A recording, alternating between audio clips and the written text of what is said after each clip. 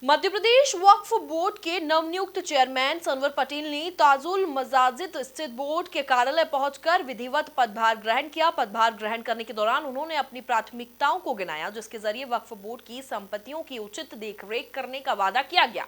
साथ ही समाज के लोगों की मदद करने का भी संकल्प लिया गया है। देखिए इसी पर हमारी एक खास रिपोर्ट।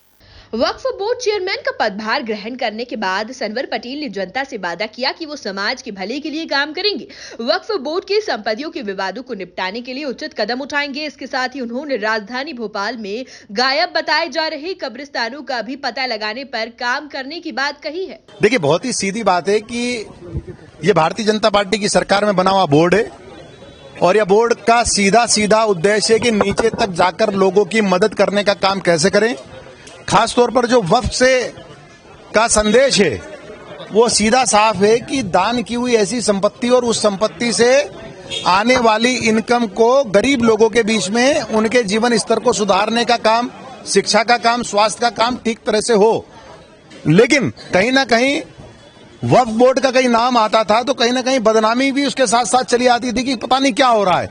हम इस बात को सबसे पहले अपनी प्राथमिकता पर रखेंगे कि जो संपत्ति वक्फ की गई है, अर्थात जो भी दान की गई संपत्ति है, वो जिस मंशा से की गई, जिस पवित्र भाव से की गई है, उसका पैसा उसी भाव में लगे, इस बात की फिक्र करने का काम यह बोर्ड करेगा।